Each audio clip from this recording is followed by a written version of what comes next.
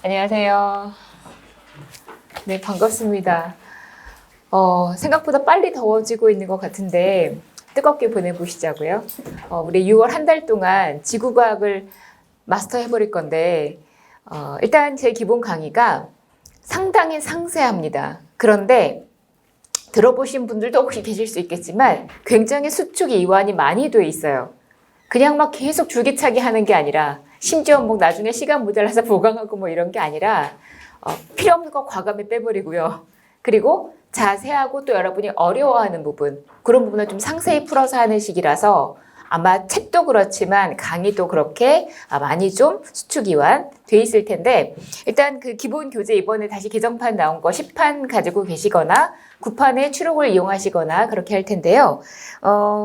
일단은 제 책에서의 구성은 이렇게 5장으로 되어 있거든요. 그 중에서 1장은 잡학이에요. 그냥 이것저것 다 들어있고 실제 4가지 분야가 있는 건 아시죠? 지구과학 안에. 지질, 대기과학, 해양학, 그리고 천문학. 그냥 둘을 그냥 묶어서 얘기하는 경우가 많아서요. 그렇다면 그런 내용이 다 들어있는데 2장은 대기과학과 해양학이 같이 섞여 있어서 좀 양이 많습니다. 3, 4장은 묶어서 지질학이에요. 그런데 지질학 중에서 여기 4장은 지사학, 뭐 지층, 그다음 화석 이런 얘기하는 거라서 여기 두 부분 그냥 다른 책에도 다 이렇게 돼 있길래 전공책에 그래서 저도 그냥 따라서 나눠본 거예요. 그리고 5장 천문학입니다. 오늘 1장을 다 나가지 못할 거고 1장, 2장이 상당히 좀 상세하게 들어갈 거고요. 1장에서 5장에 반복되는 내용들이 좀 나옵니다. 그래서 1장에서 미리 말씀드리고 5장에 가서는 앞에 걸 좀 상기하는 방향으로 그렇게 말씀드릴 텐데 이게 그 제 책에 보시면 목차 앞쪽에 지구과학 기출현황 뭐 이런 거 있는 거 보이시죠? 기출현황 표가 머리 말고 바로 뒤에 있거든요. 보면 그 오른쪽 끝부분에 보시면은 가장 최근에 51회, 아니 61회, 60회 올해와 작년에 어떻게 기출됐는지 그냥 단원별 문제 숫자를 넣어놨는데 그냥 보아하니 자 지질학이 작년에는 하나, 둘, 셋, 4문제가 나왔고요. 그리고 대기과학에서 2, 요거 해양학에서 하나 그래서 2장에서 이렇게 나왔고 그 다음 천문학에서 3개 나왔으니까 합하면 작년은 예년의 평균에 부합하는 문제 개수가 나왔었고요. 그런데 올해는 좀 난리가 났었죠. 지질학만 여기 하나, 둘, 셋, 넷, 다섯, 6문제가 나왔어요. 이런 일은 아주 드물어요. 그러니까 이러니까 지질학만 일단 열심히 하면 되겠다. 이면 좋을지 모르지만 뭐 그렇게 한다고 해서 되는 것도 아니고 또 이번이 그동안에 한 최근에 나왔던 몇 년치 한 5, 6년치 포함하면 그나마 가장 어려웠던 편이었습니다. 그래서 지구과학 사실 변리사 시험을 공부하시는 분 중에 지구과학의 전략 과목이 아닌 분은 없어요. 자연과학에서는 지구과학 점수를 따고 봐야 된다라고 얘기를 하는데 근데 지구과학 남들 쉽다는데 난 어려운데? 이런 분들도 되게 많거든요. 하면 쉽다. 안 하고 그냥 쉽지 않다. 그리고 고등학교 때 지구과학 안 배우신 분들 많거든요. 제대로 안 배우신 분도 많고요. 지구과학 흔히들 암기 과목이라고 알고 계시는 분도 많은데 지구과학은 응용과학이라서 사실 조금만 잘 이렇게 이해가 되면 그냥 술술술 암기량은 대폭 줄일 수 있습니다. 지구과학은 이해해야 하는 과목이다 라고 모든 과목 강사님들은 자기 과목은 이해하는 거다라고 말씀하시죠. 그렇긴 하나 지구과학이 실제 그렇다라는 걸 아실 수 있을 거고 제 수업의 목표 방향은 암기량을 대폭 줄여드리는 거. 제가 설명회 때도 말씀드렸고 기존에 항상 제가 수업 때마다 맨 마지막 시간에 아마 여러분들 하실 텐데 늘 강의 평가하거든요. 그때 보면 정말로 암기량이 대폭 줄었다. 느낌으로 한 10%밖에 안 남는 것 같아요. 90%는 암기할 필요가 없다 그러면 감사하죠. 그죠? 그렇게 하실 수 있게 따라와 주시면 저도 그렇게 방향에 맞춰서 노력을 하도록 하겠습니다. 그래서 결국 결론으로 보면 그냥 다 해야 된다.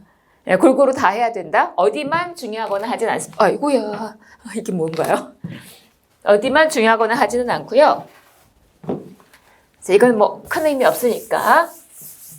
그리고 여러분 가지고 계신 필기노트 있죠? 필기노트가 요거 큰 책 있을 텐데 얘는 칠판에 제가 그리는 거, 제가 어차피 4색 분필이 있을 거잖아요. 그 색깔을 그대로 해서 제가 넣어놓은 거예요. 노란색 대신에 초록색 쓴 거 말고는 다 똑같아요. 그러니까 여러분한테 이걸 만든 이유는 뭔가 질문을 하러 오셨는데 막 고민하다가 오셨는데 본인이 그림을 잘못 그리신 거예요. 그거 가지고 계속 시간 낭비하다가 오신 분들을 봤거든요. 그러니까 사실 제 수업이 좀 스피디합니다. 그림이 또 워낙 많아요. 그러다 보니까 그걸 그리면서 설명 들으면서 정신이 하나도 없으신가 보더라고요. 저도 필기노트 만들고서 느꼈는데 내가 그림을 진짜 많이 그리는구나 라는 거였고, 칠판에 가득 그냥 그려져 있는 것들을 여러분이 항상 이렇게 보시던, 여러 번 항상 이제 시험 보시다 보면 생각은 안 나는데 거기 페이지 거기 왼쪽 아래 거기 있었는데 그런 거 생각날 때 있잖아요. 이 전반적인 아웃라인이 머릿속에 들어오거든요. 그러니까 똑같은 글씨체, 똑같은 그림을 필기노트를 통해서 보시면 각인되는 효과가 나도 모르게 생기거든요.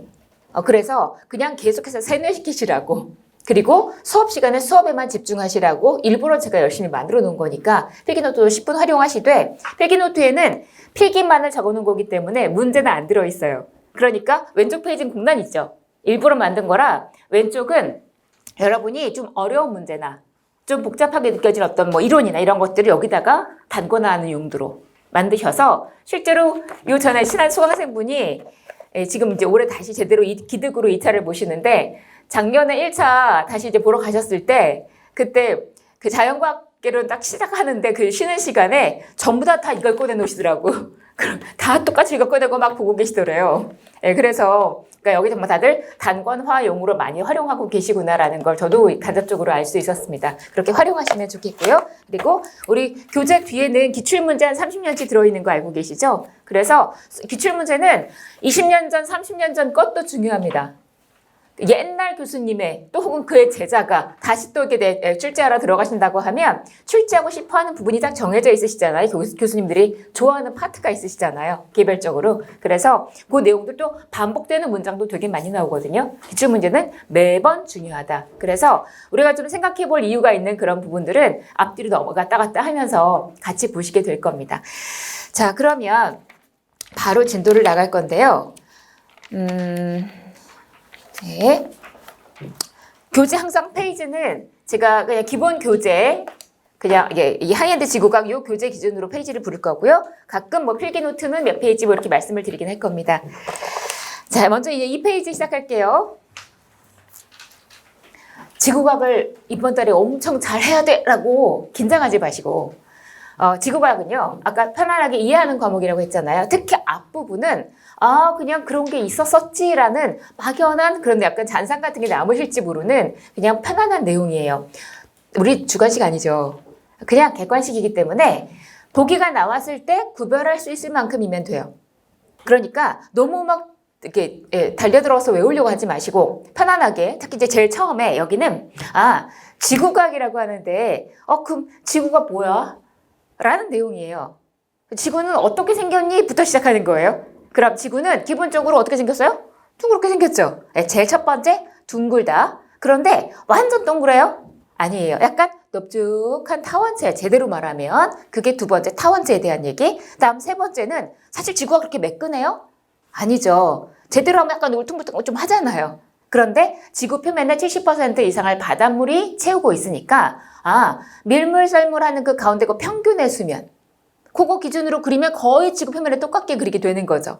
그래서 평균의 수면을 기준으로 한 지오이드라는 것까지 배우게 될 텐데, 먼저 둥근 것과 타원체를 비교할 수 있으셔야 되고, 보기가 섞였을 때, 그리고 타원체와 지오이드를 비교할 수 있어야 돼요. 보기가 역시 섞였을 때. 1, 3번 비교는 필요 없어요.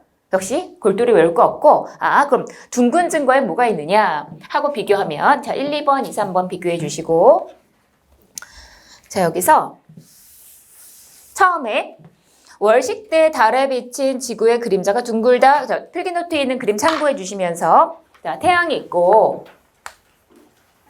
지구가 있고, 좀 크게 그렸어요. 여기에 달이 있다 하면 태양이 지구를 비춘 지구의 그림자가 달을 가려서 이렇게 달의 일부가 가려 안 보이는 게, 달이 먹히는 게 월식이에요. 그죠? 근데 봤더니 어머나 그림자가 어떻게 생겼어요? 둥그스름 생겼죠? 누구 그림자예요? 지구 그림자예요. 그죠? 그러니까 지구는 어떻게 생겼다? 둥글게 생겼다 그거예요. 별거 없죠? 여기서 요 그림자를 보고 지구는 완벽한 구형이야 이런 거 알 수 있는 거 아니죠. 그냥 세모나 네모는 아니야 이런 거잖아요. 자, 이 첫 번째 둥근 증거는 그냥 대강의 개념이에요. 둥그스름 생겼네 라는 분명 그냥 둥근해 라고 대강 말할 수 있죠. 그거예요. 별거 없어요. 두 번째, 해안에서 멀어지는 배는 점점 가라앉는 것처럼 보인다 그랬습니다. 자, 실제로 둥글게 생긴 지구에서는 그렇지 않은 지구와 어떻게 다를 것이냐. 여기에 바닷가에서 배를 보고 있는데 배가 지금 멀리 나가고 있어요. 그럼 지구는 기본적으로 둥글게 생겼으니까 배가 멀리 나가요. 그럼 당연히 크기는 작아질 텐데 작아질 뿐만 아니라 아랫둥지부터 없어지는 걸로 드러날 거예요. 그죠? 그러니까 여기 중간에 나가면 크기도 좀 작아졌지만 이렇게 보이고 나중에 꼭지만 남아요. 이렇게.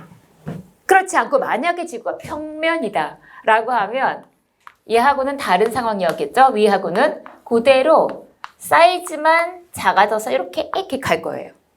평면이라면. 그죠?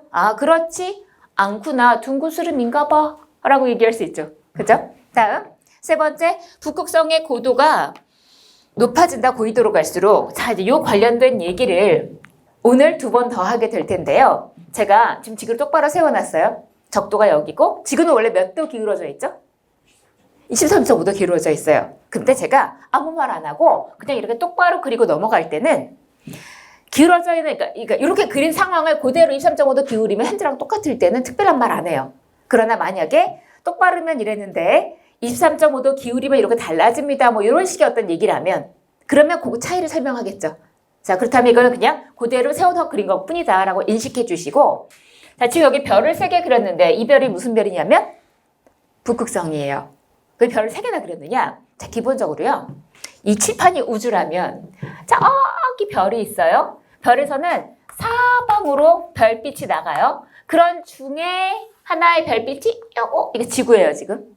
한테 오는 거예요. 그렇다면 지구한테 이 별빛은 나란하게 그냥 쏟아져 들어오는 건데 그걸 표현할 수 없어서 저 멀리로부터 쭉 한 줄기 빛이 내려오고 있다, 지구로. 자, 그럴 때 나란하게 들어오는 그 별빛인데 지구는 구형으로 되어 있으니까. 그래서 적도의 중간에 그게 사람이 서 있다고 할 때 이 사람이 북극성을 올려다본 각도. 다시 어떤 별을 천체를 올려다본 각도를 고도라고 해요.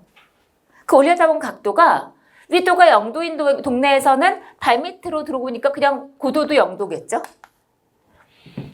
위도 90도인 요 극지방에서는 올려다 봤더니 머리 꼭대기에서 별빛이 내려오죠? 그렇구나 하고 잠시 체크를 해 놓으실 게 뭐냐면 아주 중요한 말인데요. 북극성의 고도는 그 지방의 위도랑 숫자가 같아 보이죠? 여긴 지금 몇 도인지 모르겠지만 요 각도가 몇 도인지는 모르겠지만요. 요 각도가. 자, 일단 중요한 말 필기노트에 있을 거예요. 북극성의 고도는 그 지방의 위도랑 같습니다. 요걸 일단 알아두시고 여러 번 나올 거예요. 우리 시험 문제에서도 요 내용을 알고 있어야만 풀 수 있는 문제도 나왔었어요, 몇 번. 중요해요. 자, 그런데 지금 뭐 하다가 왔냐면 지구의 둥근 증거 말하다 왔죠.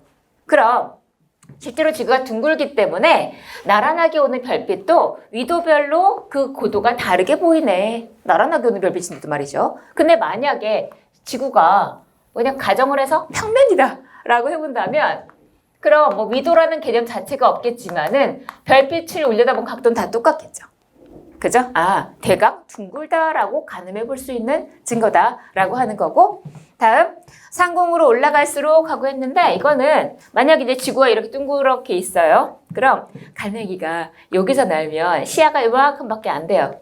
그런데 높이 난다 그러면 이만큼 넓어질 텐데 당연히 올라가면 시야가 넓어지는 거 아니야? 맞아요. 그런데 평면이라고 가정을 했을 때보다 훨씬 더 많이 보이더라 이거예요. 네, 그래서 둥근 증거로 대략 얘기하는 얘기고요.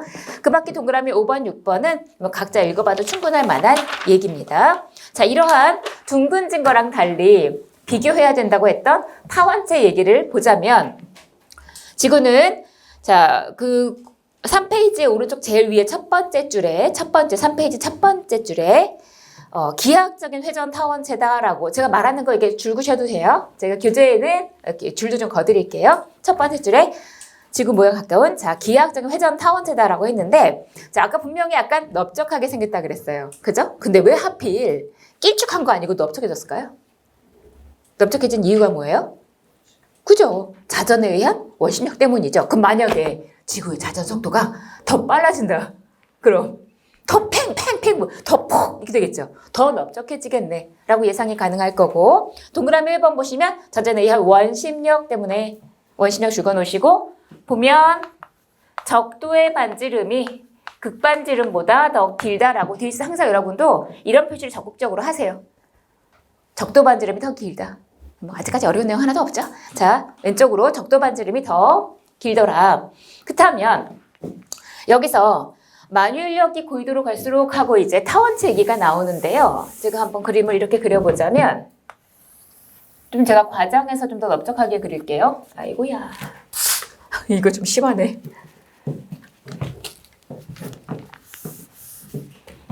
이렇게 타원체 모양으로 그려본다면 여기에 지금 적도 반지름이 있겠고 여기는 극반지름이 있어요. 자, 이럴 때 그럼 죄송해요. 그림이 너무 마음에 안 드네요. 하하하.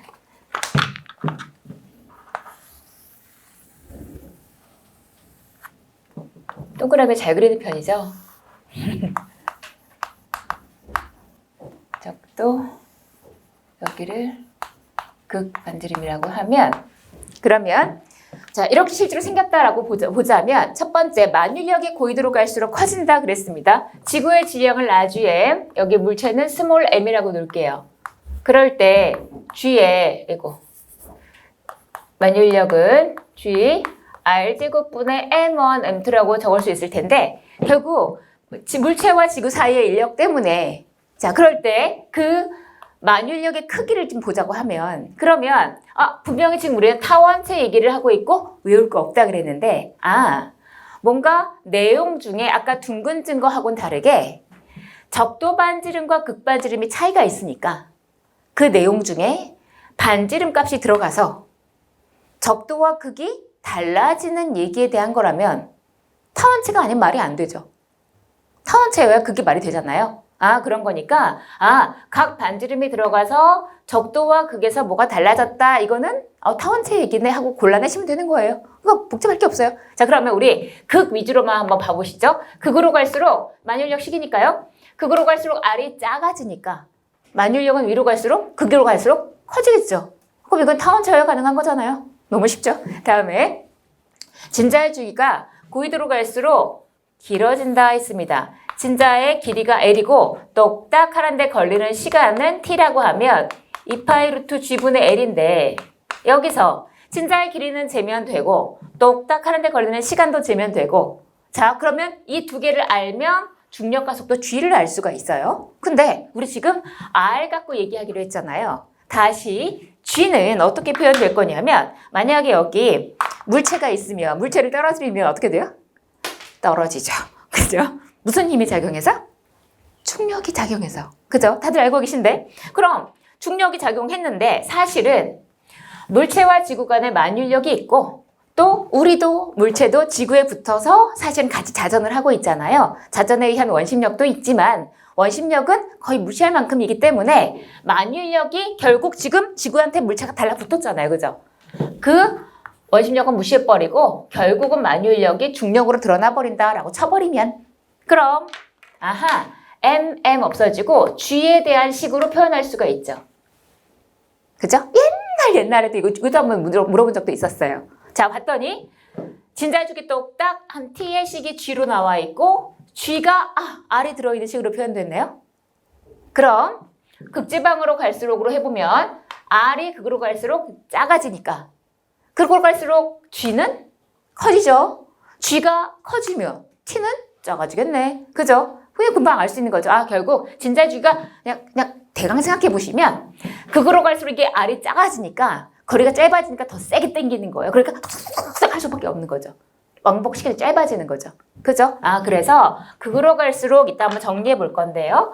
극으로 갈수록 방금 전에 만유인력은 R이 작아지면 만유인력은 커진다 그랬고 여기 그러면 얘가 커지면 작아지면 커지고 결국 G도 마찬가지로 위로 갈수록 커지고 진자의 주기는 여기다 따로 적어놓을게요. 진자의 주기는 위로 이렇게 하면 헷갈리시려나? 진자의 주기는 위로 갈수록 작아지고 그죠? 그런 내용들이 나오네요. 다음에 자 공률 반지름이 고위도로 갈수록 길어진다. 이건 무슨 소리냐? 자 공률이란 공률 구분 정도예요. 구분 정도. 이런 구분 정도도 있고 이런 구분 정도도 있을 거예요. 공률에 따른 반지름이란 이러한 구분 정도에 맞춰서 원을 그렸을 때 원의 반지름을 공률에 따른 반지름이라고 해요. 그럼 이런 공률 반지름이 있겠죠. 자 그런데 분명 다원체로 생겼기 때문에 극지방의 구분 정도와 적도 쪽의 구분 정도가 달라요. 극지방은 좀 더 넙대대 생겼어요. 요거에 맞춰서 원을 그리면 요거에 맞춰서 잘 그려줘야 될 텐데 원을 그리면 이렇게 돼요. 이러한 원의 반지름은 이런 식으로 생겼어요. 그죠? 그런데 적도는 조금 더 뻘록하게 생겼기 때문에 요 구분 정도에 맞춰서 원을 그리면 요 원의 반지름은 이렇게 돼 있단 말이죠. 어느 반지름이 더 길어요? 극쪽의 공률에 따른 반지름이 더 길어요. 그죠? 네, 그래서 그런 것도 그 기준으로 삼을 수 있는 원 자체가 다르다는 얘기고 그렇다면 이렇게 생겼다는 얘기겠구나. 그죠? 다음 위도 1도에 따른 지표상의 거리 얘기가 나왔죠? 요거 살짝 보면 좀 이상하실 수도 있어요. 우리가 옛날에 수학 시간에 보면 자 분명히 여기서 거리를 재면 비례해서 이거 이렇게 재면 요 거리하고 비례해서 더 늘어나죠. 당연히. 자, 만약 각도가 1도라고 한다면 이렇게 될 거예요. 그런데 원래 지구상에서 봐보세요. 그럼 여기 만약에 0도로부터 1도 잘라가지고 90도까지 갔다. 라고 하면은 중심으로부터 지표까지 거리가 어디가 더 길어요? 적도가 길면 1도에 따른 지표 거리는 어디가 더 길어야 돼요? 요 지표 거리는 이런 거 보면 더 멀리 왔으니까 적도가 길어야 될 것 같잖아요. 그런데 고위도로 갈수록 길어진다고 되어 있거든요. 이건 뭔 소리냐면 우리가 몰랐지만 실제로 우리가 쓰고 있는 위도 있죠. 위도가 지구 중심에서 띡 잘라서 쓰고 있는 게 아니에요. 아니고 각각의 지표의 공률, 그 구분 정도에 맞는 원을 전부 다 일일이 그려서 극에서라면 아까 요 파란 원이었죠. 공률에 맞는 원, 요 원. 다시 여기다 그려볼까요? 요 원으로부터 1도, 아이고야, 좀 길어져. 이렇게 되어야겠죠? 이렇게 1도에 따른 지표 거리, 이게 1도예요. 그리고 적도 뭐예요? 이 빨간색이었죠? 요거에 따른 1도, 이거죠? 이거에 따른 지표 거리, 이게 되는 거니까. 기준으로 삼는 원이 다르기 때문에 그 원의 중심에서 1도를 잘라서 쓰고 있는 거라서 그냥 똑같이 잘라 쓰는 원래 지구 중심이 아닌 그 공률상의 원의 중심으로부터 1도 잘라 쓰고 있다 보니까 기준으로 삼는 원이 다르고 극지방에서의 그 기준의 원이 훨씬 큰 원이죠. 그러니 1도에 따른 지표 거리가 훨씬 더 이쪽이 길어요.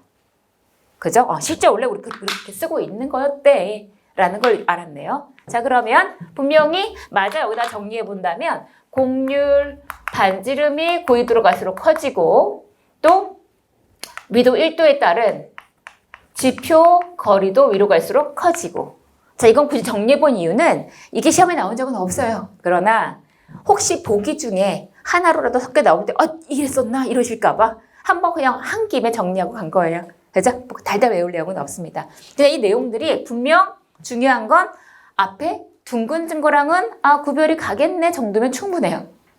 자 더불어서 여기서 한 가지 그러면 위로 갈수록 아까 요게 t는 고위도로 갈수록 오히려 작아진다고 했잖아요. 톡톡톡 한다잖아요. 위에 가면 또 더 하나 뭐 굳이 얘기하자면은 실제 반지름은 지구의 실제 반지름은 극으로 갈수록 작아지죠.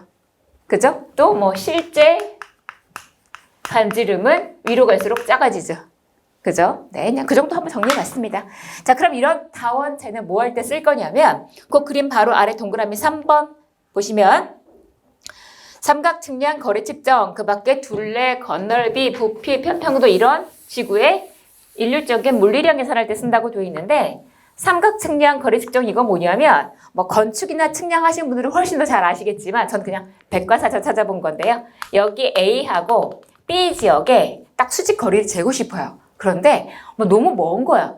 혹은 위아래 여기에 막 너무 막 복잡한 그 지형이 있어서 뭐 어떻게 줄자로 될 수도 없고 너무 힘들어요. 그럴 때 만약에 어떤 X 혹은 어떤 Y의 지점에 좀 편한 동네에 요 각도를 알 수만 있으면 그러면 삼각형법에서 요 거리를 계산하면 되죠. 그죠? 이럴 때, 요 삼각측량을 할 때 A, X, Y 각 지점은 다 동일 평면, 특히 타원체 면에 놓여 있다라는 가정하에 모든 계산을 하게 된대요. 그래서 그냥 그렇게 쓴다라고 얘기하고 뭐 이뿐만 아니라 어떤 다른 두 지역 사이에 이렇게 거리 측정하고 할 때 그럴 때 항상 기본으로 사용하면서 매끈하게 생각하면서 지구 모양이 좀 더 가깝게 타원체 형태로 했기 때문에 지구의 모든 물리량 계산할 때는 이 타원체를 주로 활용을 합니다. 그렇고 이제 이거에서 잠깐 나오는 이론이 편평도라고 나왔는데 아래 박스예요. 자, 편평도는 여기서 말 뜻을 보시는 게 중요해요. 이게 A고 이게 B고 자, 편평도는 편평한 정도예요. 제가 아까 말씀드렸죠. 지구과학은 외울 게 별로 없다고. 제가 수업 시간에 이건 외우지 마세요. 이런 소리를 되게 말씀 많이 드릴 거예요. 기본적으로 제가 외우는 걸 되게 싫어해요. 못하고 싫어해요. 그래서 그냥 쓸데없는 거 이렇게 우리가 하다 보면 막 꼬질꼬질한 거 자꾸 신경 쓰게 되잖아요. 그런 꼬질꼬질한 거 빼고 지구과학은 큰 거니까 뭐 우주 막 이런 얘기 나올 텐데 스케일 크게 한번 얘기해 볼게요. 자, 그럼 편평한 정도 말뜻 자체를 보시고 얘는 A분의 A-B라고 쓰지만 식 같은 거 필요 없어요. 중요한 건 요 뜻이 뭐냐를 아시는 게 중요해요. 편평도는 0부터 1까지 사이의 숫자가 나와요. 자, 여기서 질문. 그러면 편평한 정도가 0이야. 무슨 뜻이에요? 그죠? 편평한 게 빵이야. 안 평평해. 이 뜻이잖아요. 그럼 뭐예요? 평면이죠. 그죠? 평면이에요, 평면. 근데 편평해. 이 뜻이죠. 이건 완전한 원구를 의미해요. 근데 지구는 편평한 정도가 얼마냐면 한 300분의 1 정도예요. 1 나누기 300 하면 0.00 얼마 나오겠죠. 거의 0이다. 그러니까 이렇게 심하게 생기지 않았죠, 사실은. 거의 9에 가깝죠.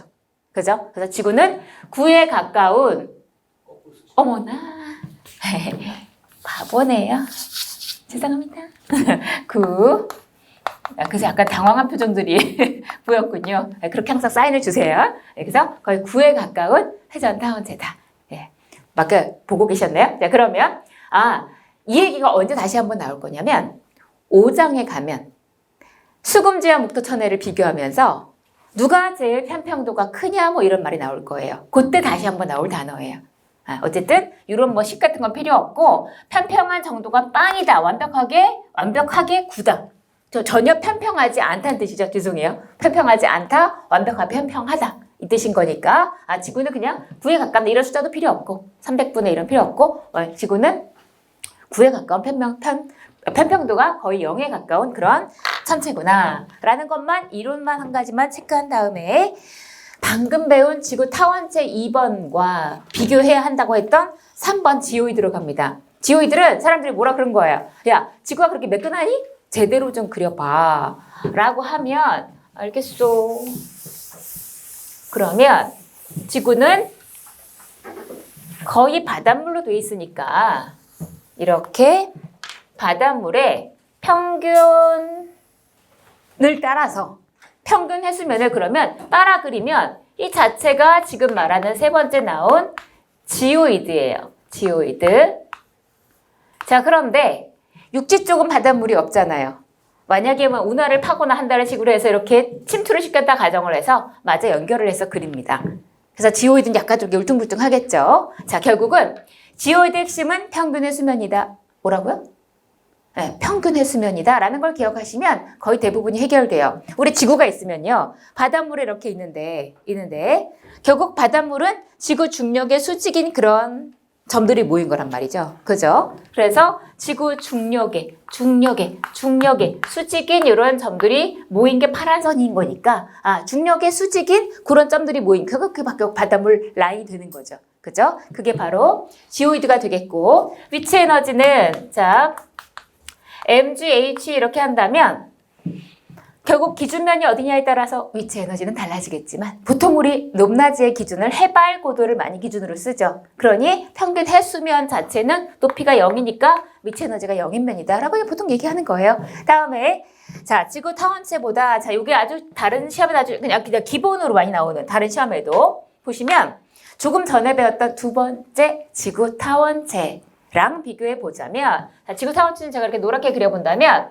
지구 타원체는 그냥 매끈하게 타원체를 이렇게 그린 거였잖아요. 이게 지구 타원체라면 제일 흔하게 나오는 보기는 주인공 지오이드는 바다에서는 지구 타원체보다 낮게 육지에서는 더 높게 그려진다. 그러네요. 그려보니까. 그렇게 흔하게 얘기하는데 요거보다 조금 더 세밀하게 생각해야 될 게 타 시험에서 나온 적이 있었어요. 어떤 보기가 나온 적이 있냐면 지오이드는 제가 지금 파랗게 이렇게 평균을 주면 그렸다가 여기 약간 이렇게 올라가게 그려놨죠. 이건 왜 그럴까? 지오이드는 바다에서보다 육지에서 더 높게 그려진다 라는 보기가 타 시험에서 나온 적이 있었거든요. 자, 우선 말하는 타 시험은 뭐냐면 이건 이제 참고 삼아 우리 대외적으로 지구과학을 평가하는 시험이 크게 3개가 있습니다. 일단 당연히 수능이 있겠죠. 뭐 지구과학 2 기준으로 해서 볼게요. 그 다음엔 임용고시가 있습니다. 여기 우리 거 먼저 쓸까요? 변시 시험. 다음 전공자들이 보는 임용고시가 있습니다. 그럴 때 유명세 아니면 규모 혹은 인지도로 보면 1등, 2등, 3등이겠죠? 그죠? 그런데 출제되는 레벨로 보면 난이도로 보면 1등, 2등, 3등이에요. 굉장히 애매한 시험이구나 이렇게 아실 수 있겠죠. 그죠? 자, 그런데 실제로 우리나라의 지구과학 교수님이 그리 많지 않아요. 근데 아까 얘기했지만 어떤 A 교수님이 들어가면 야, 그분 거기 좋아해. 거기 꼭 봐. 이런 거 있죠. 꼭 그분 들어가면 뭐 내는 거. 실제로 요즘은 뭐 수능 11월에 많이 보지만 임용고시 12월에 많이 보죠. 그죠? 그 전달에 사라지셨다가 그 전달에 또 잠깐 나타나서 또 사라지신 교수님을 봤었거든요. 여쭤보니까 정말로 연달아 출제하러 들어가셨더라고요. 난이도는 차이가 있겠지만 내고 싶은 곳은 정해져 있어요. 그래서 제가 과거치로 봤을 때 적중이 좋았다라는 말씀을 많이 들었던 이유는 그래 그럼 거기구나 라는 생각이 든단 말이에요. 나올 만한 곳 중에 이상하게 우리 시험에서만 안 나온 곳이 계속 안 나오다가 계속 여기 좀 보세요 했었는데 거의 한 10몇 년 동안 안 나오다가 갑자기 나왔는데 적중했다. 그 이후에 줄기차게 나온 곳도 있고요. 다른 시험에서는 다 나오는데 나올 만한 레벨인데 우리 시험에서만 안 나오고 있는 내용도 여전히 있기도 해요. 그런 것들을 말씀을 드렸을 때는 뭔가 이유가 있으니까 말씀드렸겠죠. 제가 늘 만약에 타 시험에서요 라고 말씀드리면 타 시험이군 이런 상황이 이렇구나 라고 이해해 주시되 다만 정말 지구과학 100점 맞겠어 라고 하신다면 우리 기출문제도 엄청나게 많잖아요. 제 책에만 30회가 있는데 그런데 그 30년 치에다가 과목도 장난 아니게 많죠. 그죠? 그런데다가 그러면 이런 것까지 봐야 된단 말이야? 네. 그런데 지구과학은 100점짜리가 아니죠. 25점짜리고 10문제를 잘 맞는 건 좋은데 결국은 우리는 시간을 효율을 봐야 되기 때문에 이런 거는 여러분의 기출문제 우리 건 우리가 각자 봐야겠지만 나머지 타 시험에 관련된 거는 제가 해야 될 일이겠죠. 그래서 그러니까 이 수업 시간에도 가끔 제가 뭐 중요도에서 말씀드리는 것들도 있겠지만 아마 TPS 이런 거 하신 분들도 계시던데 왜 문제풀이 하루 종일 죽음의 강의 하나 있거든요. 막판에 문제풀이랑 심정이 같이 하는 그런 강의 때는 그때 이제 10월 말쯤에 하게 되는데 그런 강의 때는 요 근래 이제 어떤 기출 현황이라든가 그런 것도 같이 말씀을 드리고 혹은 마지막에 정말 여러분 마지막에는 모의고사 제가 낼 거잖아요. 이제 그때 그런 것도 반영하거나 그렇게 할 거니까 어차피 수업 시간 다 반영해서 말씀드리니까 그냥 편하게 따라오시면 될 것 같습니다. 그럼 타 시험에서는 어떤 식의 얘기가 나왔었느냐? 자, 이제 이 얘기를 필기노트 9페이지에 필기노트의 9페이지에 아래쪽에 있는 그림을 같이 봐주시고요. 제가 일부러 그냥 이해 차원에서 이런 그림을 그려놨어요. 여기에 이렇게 해볼까요? 이렇게 그냥 할까요? 이렇게 여기에 물을 담아놨어요. 물을. 그리고 여기는 그냥 금을 녹여서 아래다 붙여놨어요. 여기 지금 물이 들었고 물. 여기는 묵직한 이제 금덩어리가 들었어요. 이렇게. 물의 밀도는 얼마? 1. 자, 금의 밀도는 모르겠지만 자 그렇다면 당연히 우리가 아무리 몰라도 금의 질량, 밀도가 더 물보다 클 거라는 예상은 드시잖아요? 자, 그럴 때 거기 교재, 기본 교재 제일 위에 괄호 3번 지오이드라고 나와 있는 4페이지 제일 위에 공간에다가 이렇게 한번 써주시겠어요? 제가 원래 뭐 영어 거의 안 쓰는데 이라고 써주시면 에퀴포텐셜이라고 써주시면 지오이드는요 원래 의미가 제가 그냥 평균의 수면 자체가 중요하다고 했는데 등 포텐셜면 중력 포텐셜이 같은 자리 즉 쉽게 말하자면 중력이 같을 수 있는 자리를 연결한 게 지오이드다라고 생각하시면 돼요. 중력이 같을 수 있는 자리 뭔 소리냐 이게. 자, 아주 쉽게 요 점에서 한번 볼게요. 물 표면은 이 자리예요. 여기 이제 지면이 이렇게 있겠죠. 이 자리에 요 표면에서 쟀더니 지구 중력 값이 10으로 당기는 힘이 10으로 딱 측정이 됐어요. 그런데 포텐셜이 같은 자리여야 되잖아요. 그렇다면 금 표면의 이 자리는 지구 중력도 있지만 금의 덩치가 얘보다 더 그 질량이 밀도가 더 클 거니까 더 세게 당기겠죠. 그죠? 그러니 실질적으로 10이 나오려면 이렇게 올라가서 여기다가 기준을 놓고 재줘야 지구 중심으로부터 더 멀리 떨어뜨려 놔야 그래야만 이 금에 의한 인력 이게 포함돼도 여기서는 한 10점 나올 거라고요. 그죠? 그렇다면 그 등 포텐셜 자리, 중력 포텐셜이 갖출 수 있는 자리를 얘기하는 거니까 지오이들은 이런 식으로 표현이 돼야 되겠죠. 내부에 밀도가 큰 물질이 있으면 지오이드는 어떻게 그려준다? 더 높게 올라가게 그려질 수밖에 없네. 라는 걸 이해하시면 자, 그럼 제가 필기노트에 어떻게 그려놨나? 네. 그러면은 자, 예를 들어서 우리 이제 나중에 배우시게 될 텐데 여기 바닷물이 있고요. 이렇게 육지가 있어요. 이렇게. 나 이거 나중에 보일 거예요. 나중에. 자, 물의 밀도는 1인데 여기 땅덩어리. 우리가 살고 있는 이 땅덩어리 주변에 여기에 밀도는 3 정도 되거든요. 그럼 얘기 나왔죠. 육지 쪽으로 침투시킨 바닷물은 어떻게? 더 높게 그려야만 하는구나 해서 이렇게 그려놓은 거예요. 그죠? 자, 그랬는데 나중에 가면 또 이상한 질문하시는 분들 있던데 제가 일부러 잠깐 말씀드리면 여기는 대륙지각이고 이거 참고로 들으세요. 뒤에 나와요. 대륙지각, 해양지각, 멘틀이에요. 그런데 해양지각은 밀도가 한 3.0쯤 되고요. 대륙지각은 정확하게 한 2.7쯤 되거든요. 멘틀은 여기 아래 한 3.3쯤 돼요. 그랬더니 여기가 숫자가 크잖아 이러시는 거예요. 밀도가. 지금은 그게 아니라 여기 면과 여기 면을 비교하는 거잖아요.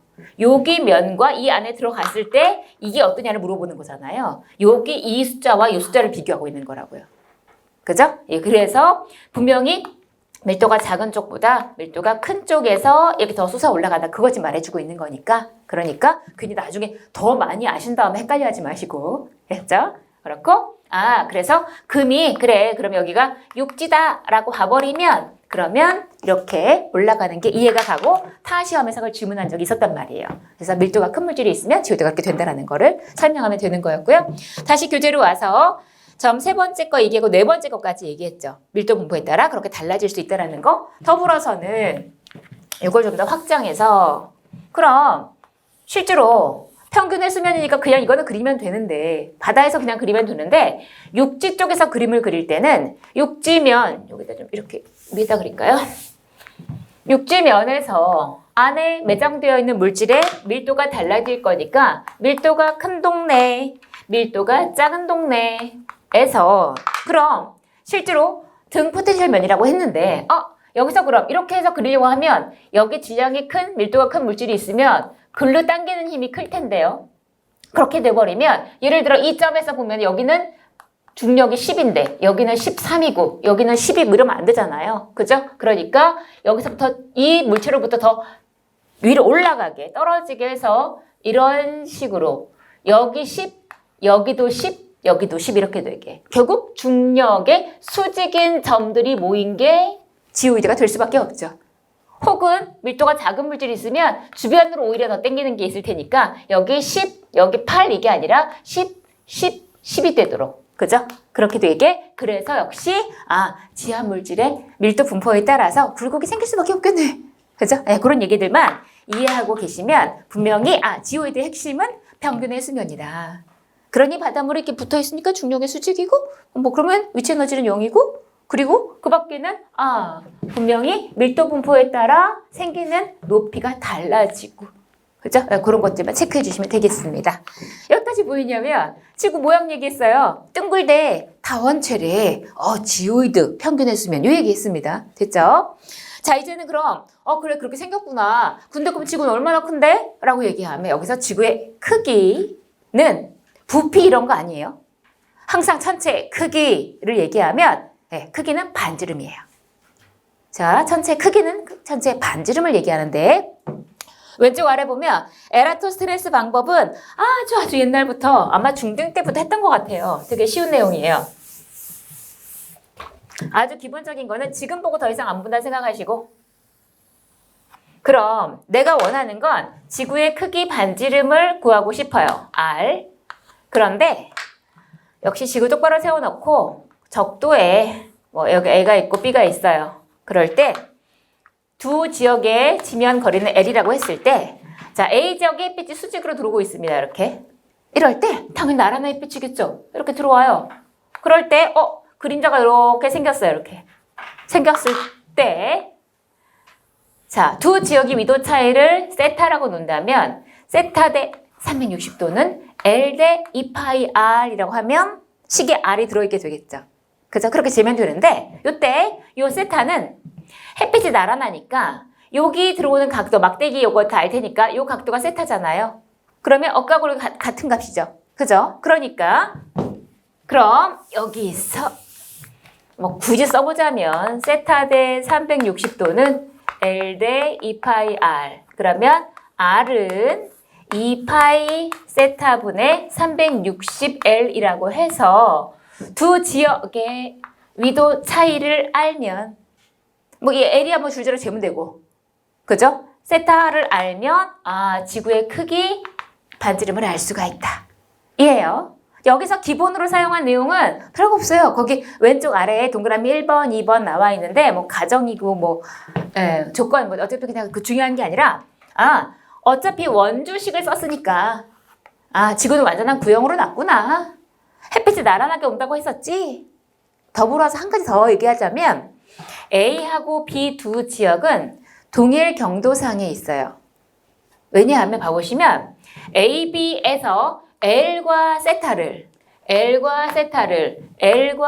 비례관계로 놨죠. 그러면 동일 세로선, 동일 경도상에서 움직여야 정확히 요만큼 두 점 사이가 멀어질수록 각도가 그만큼 벌어질 거 아니에요. 그죠? 그렇게 했구나 라는 거 굳이 짚고 넘어가는 것 뿐이에요. 이거 완전 쉬운데 자, 요걸 이제 조금 더 응용한 오른쪽에 북극성 고도를 이용한 내용이 39회 시험에 나왔었습니다.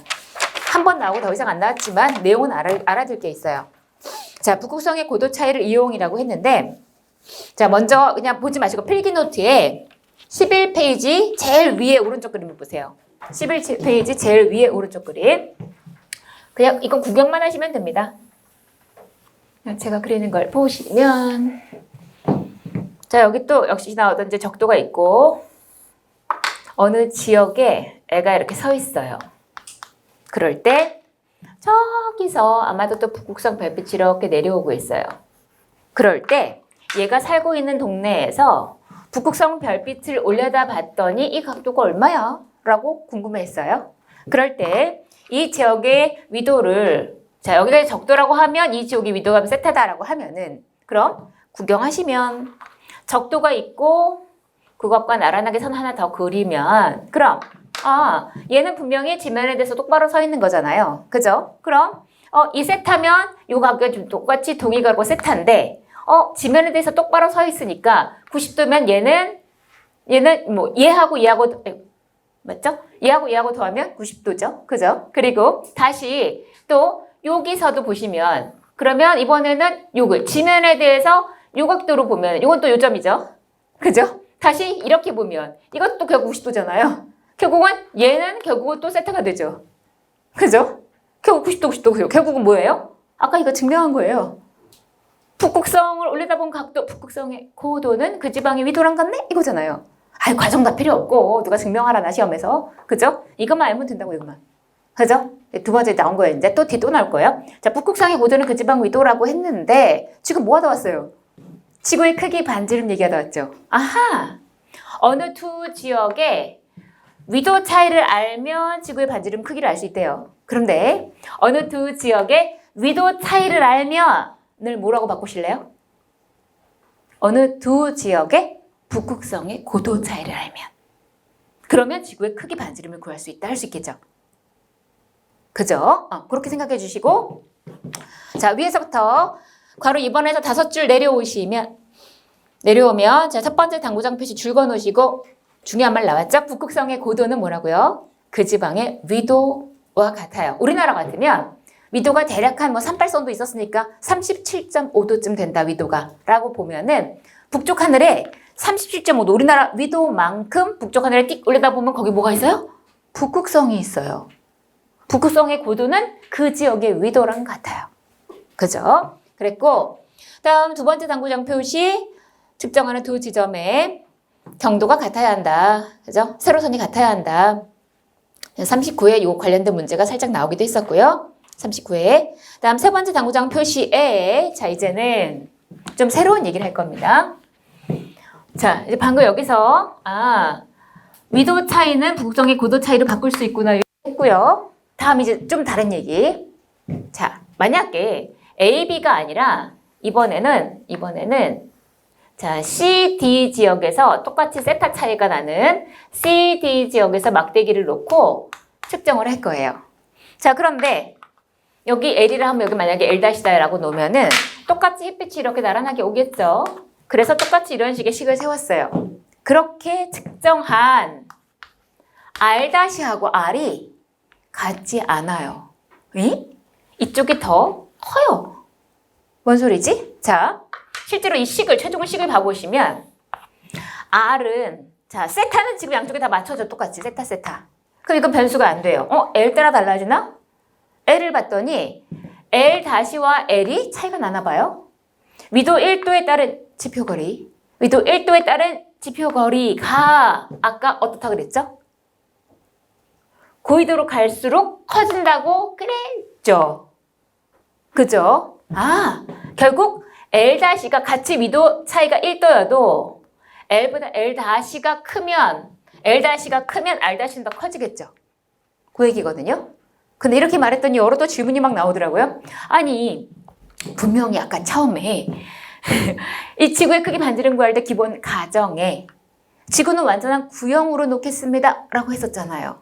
근데 갑자기 어느 쪽이 크다는 게 뭔 소린가요? 그러시더라고요. 이건 이제 약간 로우 레벨의 질문인데 자 이거는 분명 아까 A, B 얘기할 때는 CD는 없었죠. 얘는 없고 A, B 갖고 이 실험할 때 원주식 썼죠. 원인 건 맞아요. 구운 건 맞아요. 또 CD 할 때도 마찬가지로 그렇게 식을 세워요. 각각 계산한 결과 그 최종 값을 비교한 이쪽이 더 큰 이유는 실제로는 L-가 더 큰 타원치기 때문이다 라고 얘기를 하는 거고요. 그 다음에 더불어서 시험이랑 관련해서 그렇다면 여기서 제가 이렇게 비교해서 말씀드렸는데 다시 제가 이 그림을 안 지운 이유는 이 에라토스레스 방법에 의해서 구한 R이라는 게 뭘 구한 것이냐 위도 1도에 따른 지표 거리가 이게 L-라고 치면 그 L-만큼의 길이가 나올 그 기준 원의 반지름이 뭐니를 잰 셈이에요. 혹은 위도 1도에 따른 지표 거리가 L밖에 안 나오는 1도는 요거밖에 안 돼. 그거 따른 원의 반지름은 요거밖에 안 되겠죠. 그거를 잰 거라고요. 결국 에라토스테네스 방법에 의한 R은 고위도로 갈수록 길게 계산되고 그 길게 계산된 이유는 그 R이 뭘 계산한 거예요? 곡률 반지름을 계산한 건 거구나.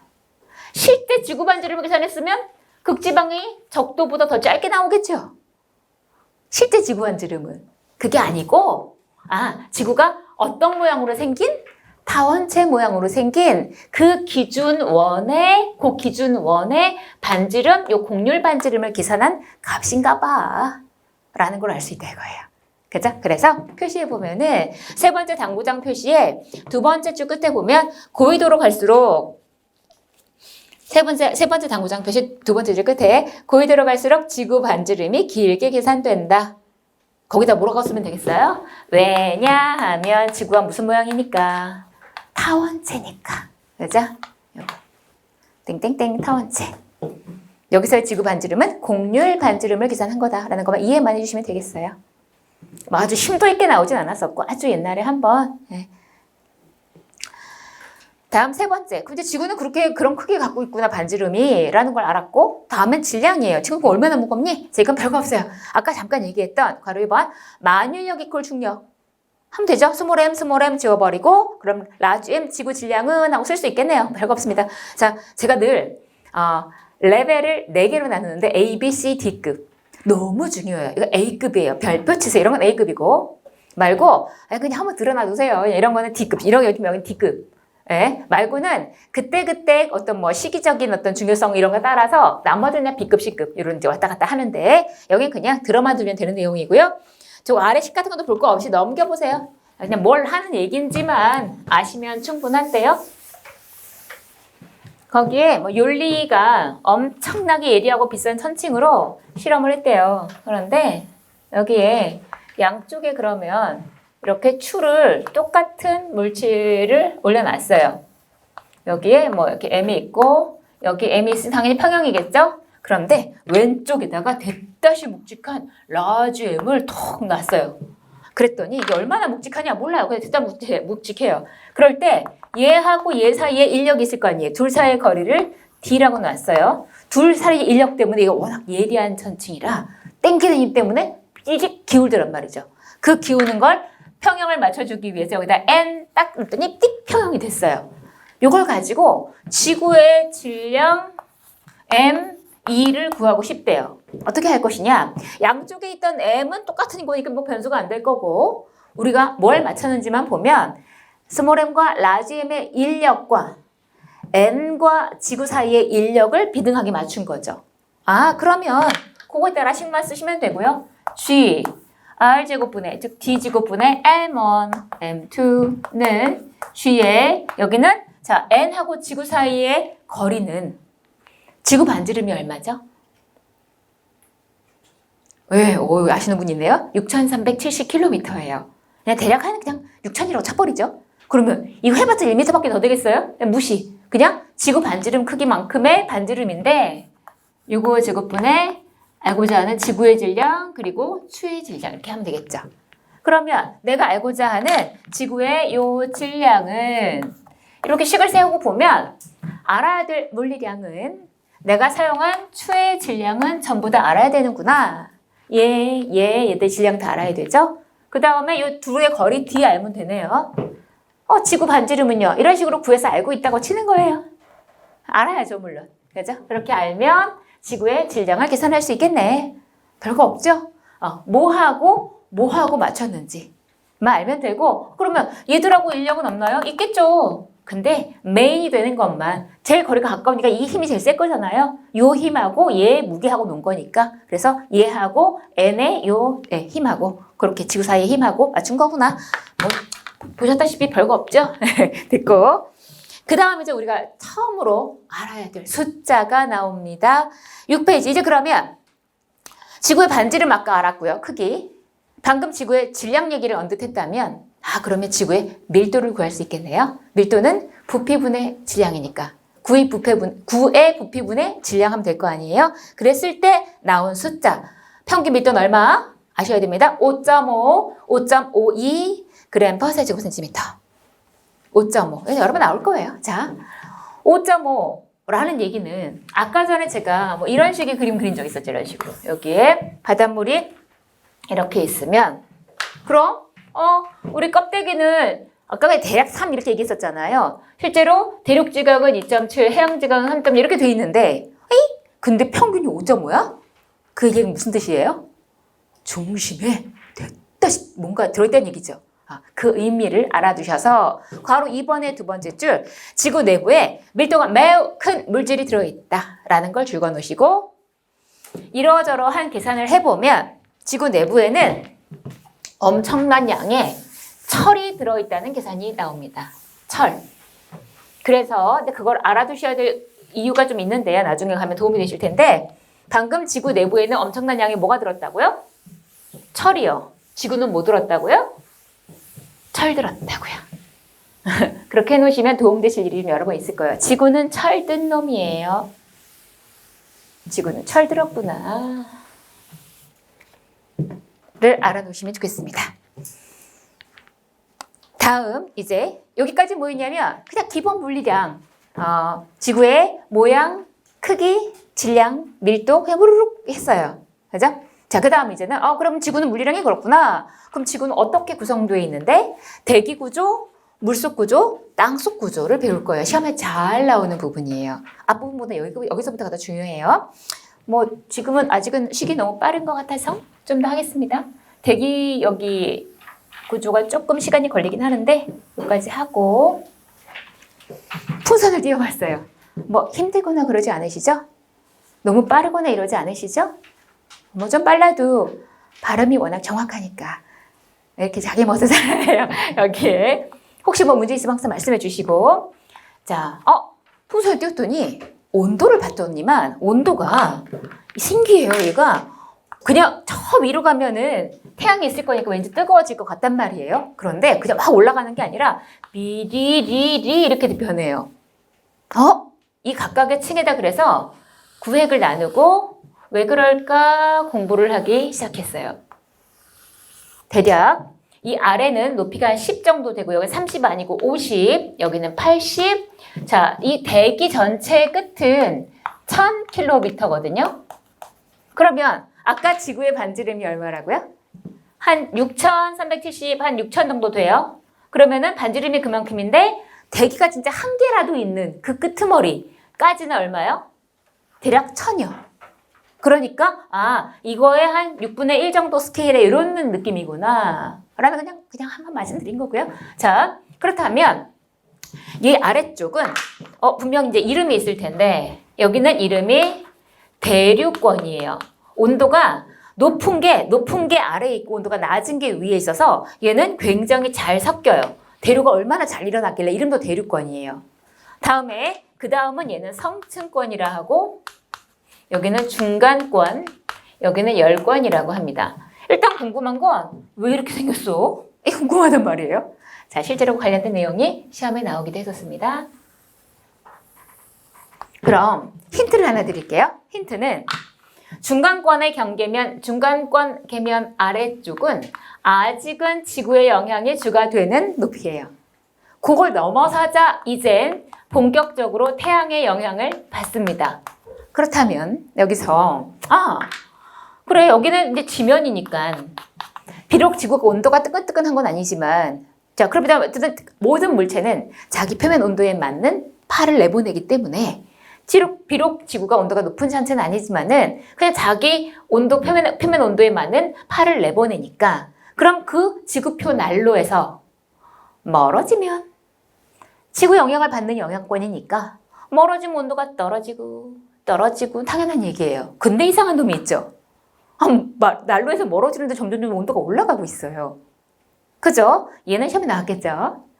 좀 이따 말씀드리고 열권은 당연히 태양에 가까워지니까 온도가 열심히 뜨거워집니다. 자, 그럼 이건 뭐냐? 자, 우리 아마도 아시겠지만 성층권에 무슨 층이 있다? 오존층이 있다.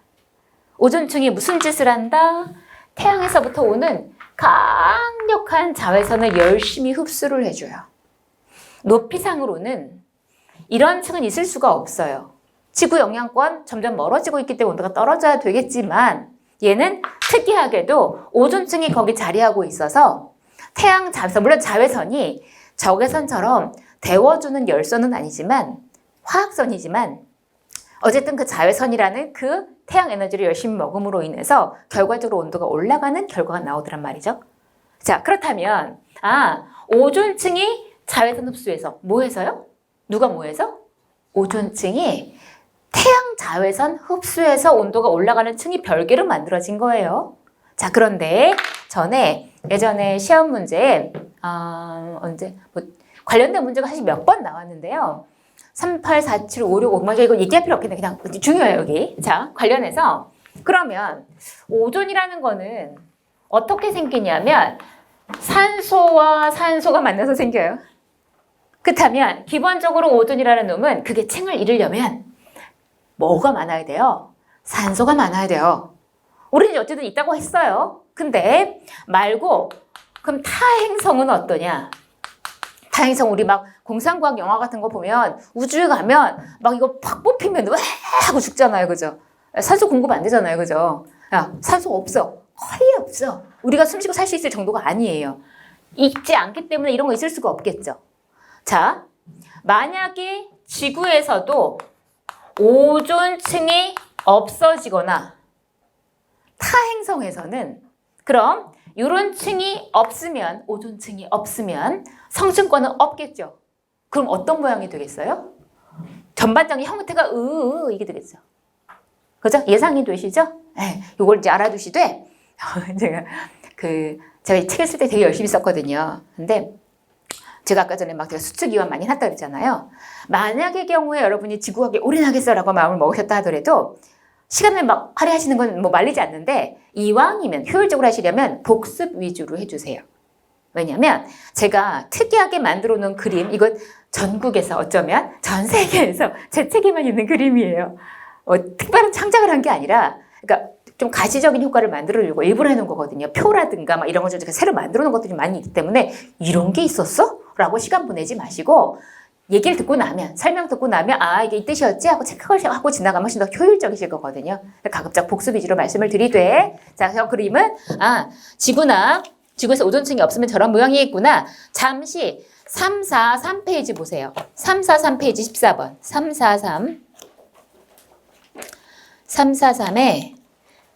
343에 그 그래프를 하나 보시는데 14번 그래프를 보시는데요. 자, 이 책이 문제집 겸용인 거 아시죠?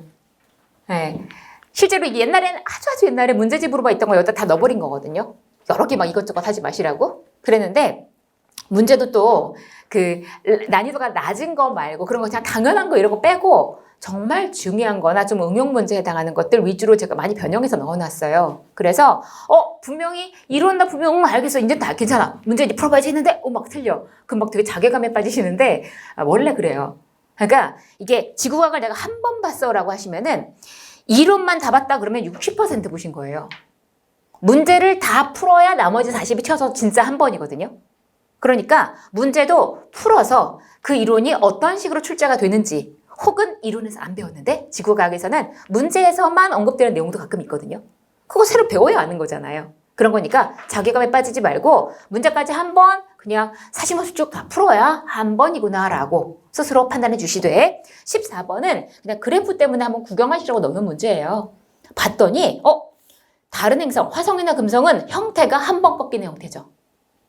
꺾이는 자리가 다르겠지만 그죠? 그런데 지구만 왔다리 갔다리 하죠. 지구에서 왔다리 갔다리 하는 이유는 뭐 때문에? 어느 층에 뭐가 있어서? 성층권에 오존층이 뭘 해서? 오존층이 자외선, 태양 자외선 흡수해서 그렇게 됐겠구나 라고 차이를 한번 보시라고. 네, 다시 앞으로 오셔서 그래서 이런 모양이 되는구나를 확인했고요. 자, 그러면은 요건 잠깐 지우고요. 오존층 얘기를 한 김에 실제로 오존층, 오존과 관련된 얘기가 우리가 심심치 않게 들어왔거든요. 실질적으로 첫 번째 이거는 약간 상식적인 내용들인데 상식적인 걸 모르면 몰상식한 거예요. 그렇죠? 자, 그게 상식에 해당하는 게 혹시 보기 하나로라도 나올까 봐 그냥 말씀드리는 거예요. 양념이에요. 먼저 오존 홀이 커지면 문제야 라는 얘기 들어는 보셨죠? 그죠? 그런데 제가 2달 전에 호주에 갔다 왔거든요. 남반구 구경을 처음 했어요. 근데 자외선이 우리나라 6배라고 하더라고요. 선크림 저렇게 많이 신경 안 쓰거든요. 그냥 한 번 바르고 집에 얇게 바르고 나가서 하루 종일 신경 안 쓰는데 밖에 선크림 갖고 다니면서 한 2번, 3번은 차덕차덕 발랐는데도 다 벗겨졌어요. 여기가 다. 실제로 거기에 피부암도 굉장히 많다고 그러더라고요. 자, 뭐 아무튼 그 얘기는 잠깐. 자, 그런데 그만큼 왜 보통 남극 대륙에서 오존홀 이런 얘기 되게 많이 나오는데 일단 그 얘기는 이제 차치하고, 그럼 오존홀이 커졌을 때 생기게 되는 피해, 입게 되는 피해와 관련이 가장 먼 것은, 없는 것은 이런 게 나왔어요. 만약에 여기 보기 중에 지구의 온난화가 가속화된다라는 보기가 있으면 오존홀이 커지기 때문에 입는 피해에 들어갈까 아닐까? 자, 잠시 여기서 들어가 보면요.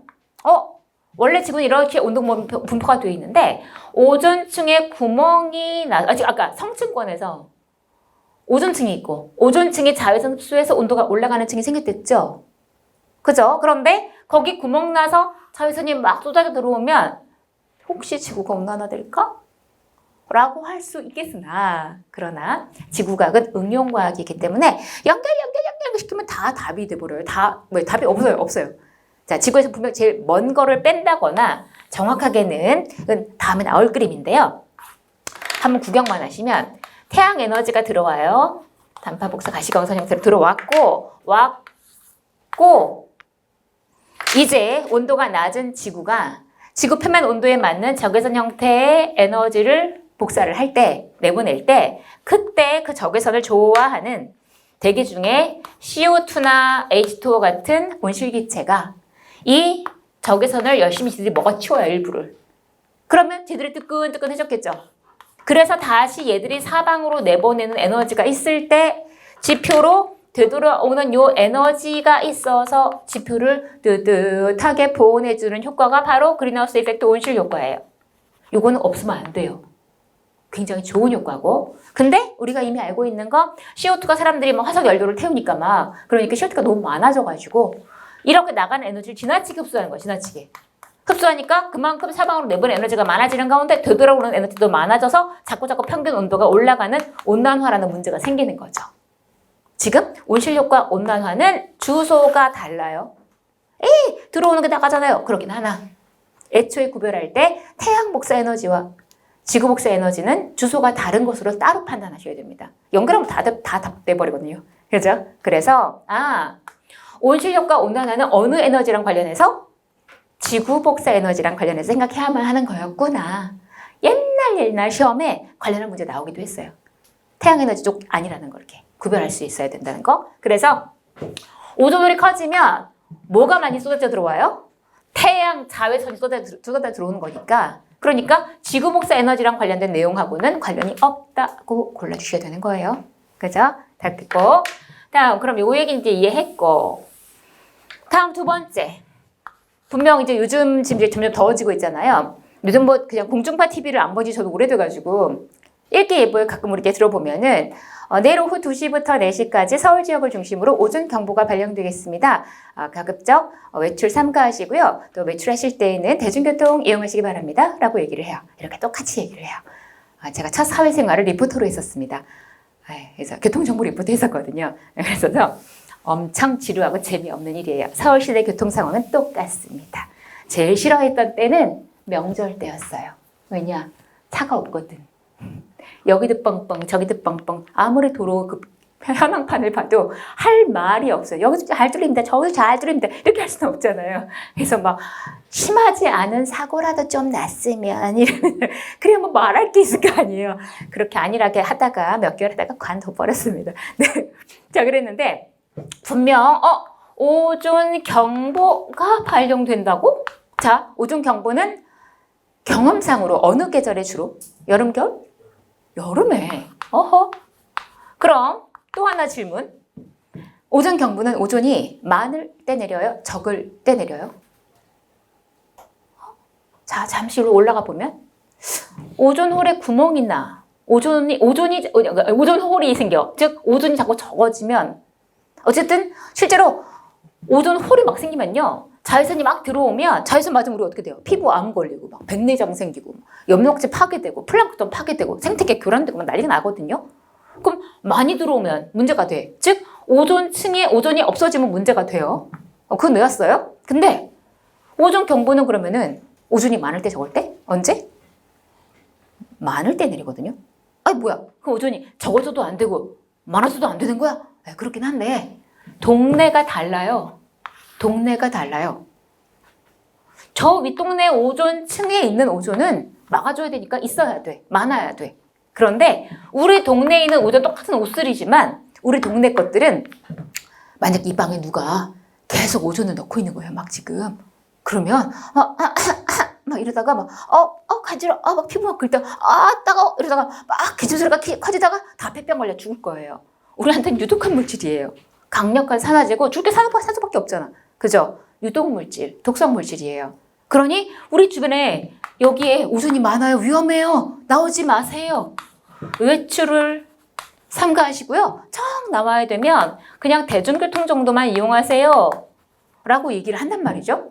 그냥 지금 공부할 때는 그렇지 하고 넘어갔어요. 그런데 정신 차리고 시험 때 막 긴장하다가 막 탁탁 정신 차려보면 아니 이게 도덕 문제가 나왔잖아. 이렇게 생각이 든단 말이죠. 왜 대중교통을 이용해야 되지? 생각을 해보면 자 짚어보자고 말씀을 드리는 거예요. 실제로 이 관련 얘기는 47페이지에 수식이 잠깐 있어요. 구경하고 오세요. 외우식은 아니고요.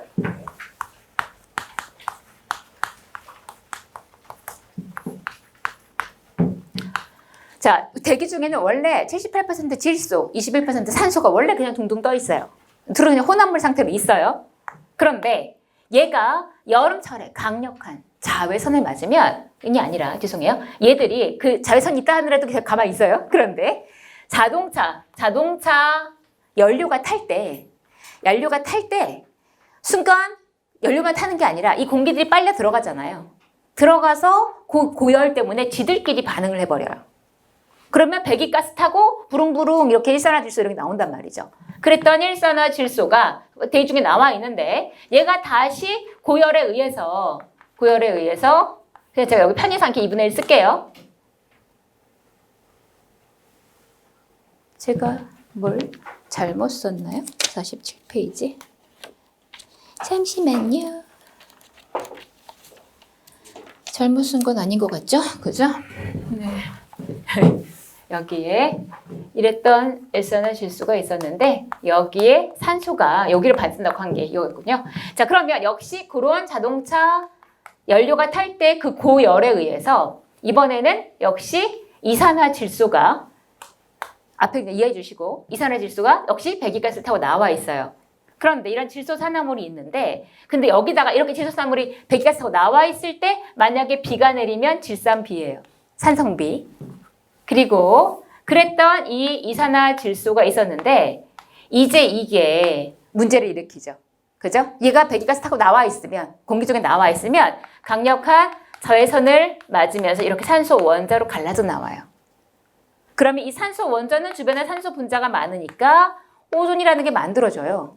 우리한테는 유독물질이라고 했잖아요. 이게 자꾸 만들어지는 그 원료를 봤더니 대기 중에 질소 산소를 어떻게 할 수도 없고 자동차가 연료가 타면서 문제가 생기니까 얘네들이 만날 일을 좀 없애줘야겠다. 그러니까 그냥 차는 다녀야 돼. 그러니까 대중교통 정도 다녀야 되니까 너네 자가용이라도 집에 갖고 나오지 마봐 라고 얘기하는 거란 말이에요. 그죠? 그렇게 해서 기본적으로 얘가 언제 시기적으로 또 많을 때 문제가 되는 거라는 것도 알아두시고 얘도 그냥 정말 다 상식 수준이에요. 그런 다음에 이럴 때 그러니까 이런 말씀을 드리는 게 옛날에 제가 저도 별사 시험 공부를 잠깐 했었거든요. 근데 이제 화학 문제를 푸는데 너무나 평상시에 아무렇지도 않게 풀던 문제예요. 근데 굉장히 긴장하게 1시간 동안에 자연과학 4문제, 40문제를 풀어야 되잖아요. 그러니까 막 초긴장된 상태에서 화학 문제를 푸는데 웬걸? 풀었는데 보기에 답이 없는 거예요. 다시 풀겠죠? 풀었어요. 다른 숫자가 나왔는데 또 보기 답이 없어요. 그대로 지나갈 수는 없잖아요. 그래서 한 번 더 풀어서 3번째 풀었어요. 또 답이 다른 숫자가 나왔는데 또 답이 없는 거예요. 3번 또 다른 답이 나왔는데 답이 다 없어. 그것만 풀 수 그러고 있을 수는 없잖아요. 하고 막 초조해져갖고 막 넘어갔어요. 이제 막 풀었어요. 다 푼 다음에 다시 돌아와서 이제 풀었어요. 웬걸? 거짓말처럼 앞에 그 숫자들이 왜 나오는지 난 모르겠고 그냥 보기에 답이 있는 거예요. 늘 풀던 유형의 아주 쉬운 문제였거든요. 그것 때문에 깨달았던 게 제가 작년, 재작년 할 거 없이 쭉 늘 강조했던 건 본인의 기호랑 관계없이 나는 막 물리 천재야. 막 이런 사람이든 아니든 간에 무조건 자연과학은 지구과학부터 풀어라. 뭐요? 지구과학부터 푸세요. 왜냐면 지구과학은 아무리 어렵게 나와도 예전에 한번 되게 어렵게 나온 적이 있었거든요. 9개, 10개 목표하시는 분들이 6개, 7개 맞은 적이 있었어요. 완전 난리들이 났어요. 조상집 됐었어요, 그때. 그런데 그렇게 나올지언정 지구과학은 아무래도 계산 문제나 이런 건 좀 적죠. 그러니까 긴장을 컴다운 하는데 제일 도움되는 과목이에요. 그리고 아까 전에 제가 10문제에 뭐 지질학 교수님, 천문학, 대기, 해양 이렇게 교수님 들어가실 텐데 보통 2분의 교수님이 들어가시거든요. 그러면 이렇게 교수님이 들어가셨다. 그럼 지구과학이 점수를 얻기 편한 그나마 이유는, 객관적인 이유는 하나하나가 다 학문임에도 불구하고 그것만 나오는 문제가 아니거든요. 다 내야 되기 때문에 내 전공에서 한두 문제 조금 어렵게 내고 나머지는 일반 교양 수준. 그러니까 수능 2나 아니면 대학에서 교양 정도 들었으면 풀 수 있을 정도로 나오기 때문에 웬만큼 공부하면 적어도 한 7개, 8개. 물리, 화학, 생물 풀어서 7개, 8개 나왔다 대박 잘 본 거거든요. 근데 지구과학은 완전 폭망이에요. 이게 기준점이 달라요. 그럴 수밖에 없는 게 어려운 문제가 적으면 하나, 많으면 한 3개쯤 나온다 보시면 돼요.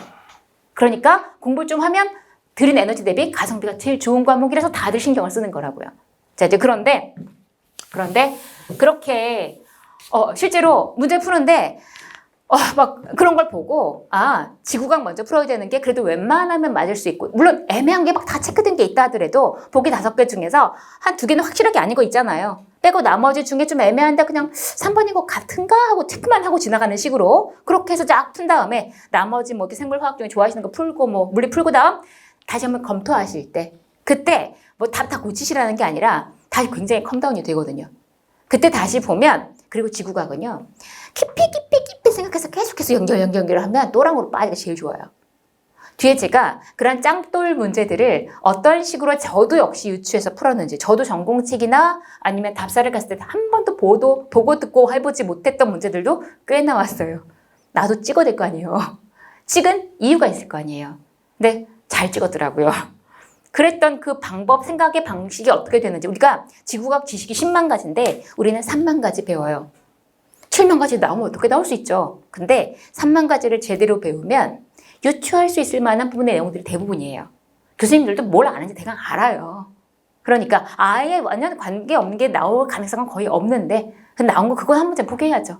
그 말고는 나머지는 거의 제대로 배우면 대부분 연상되는 것들이 나오기 때문에 그렇게 해서 이제 연습하시는 방식을 또 알려드릴 거고, 그런 면에서는 당황하지 않기 위해서라도 지구과학부터 먼저 푼다. 그 부분 굉장히 꼭 말씀드리고 싶고, 물리부터 딱 처음 받으면 딱 첫 페이지 펴면 물리잖아요.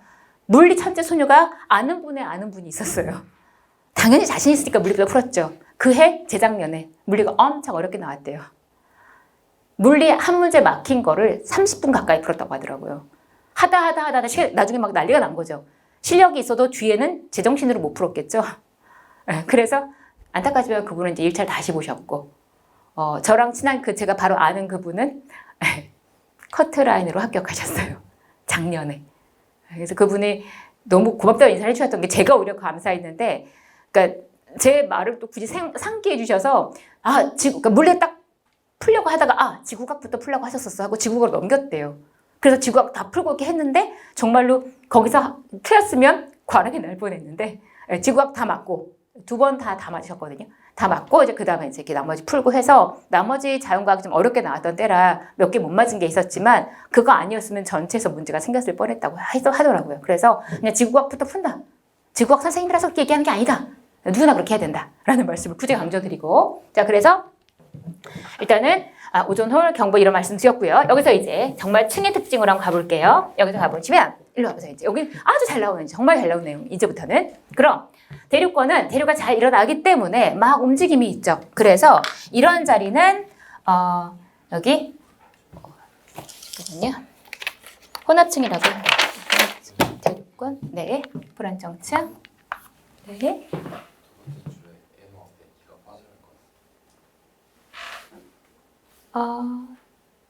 뭘까요?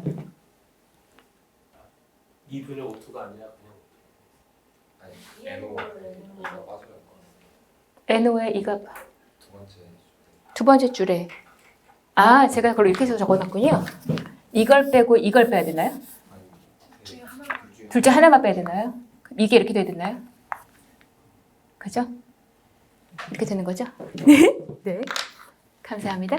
네. 자, 그러면 여기서 다시 읽을게 올게요. 죄송해요. 자, 여기서. 자, 대륙권은 워낙에 잘 섞이니까, 온도 분포상 잘 섞이니까, 그렇다면 실질적으로 마구마구 섞이는 이런 층일 때, 우리는 얘기하는 걸 불안정층이라고 얘기를 하죠. 불안정층. 상대적으로 여기 불안정층이면서 여기 뭐 구름 있고 뭐 비 내리고 천둥 번개 치고 이런 식의 기상 현상은 여기에서만 일어나죠. 대륙권에서만. 그죠? 실제로 이 기상 현상이 일어나는 층은이라는 보기도 몇 번 나왔어요. 되게 쉬운 건데도. 그죠? 다음에 뭐 굳이 제가 여기 그림 그려놨지만 비행기가 이렇게 간다라고 하면 비행기는 이왕이면 너무 높이 날면은 연료 소모도 많고 힘드니까 가급적 가깝게 날면서 기상현상의 영향은 여기 구름이나 이런 거 영향 안 받겠고 바로 위로 대륙권 계면 위쪽으로 일단 쭉 날아갈 때 그땐 골로 간다. 다음에 상층권은 온도가 높은 게 위에 있고요. 온도가 낮은 게 아래에 있으니까 대류가 일어날 일이 없어요. 그래서 얘는 안정층이라고 얘기를 하고요.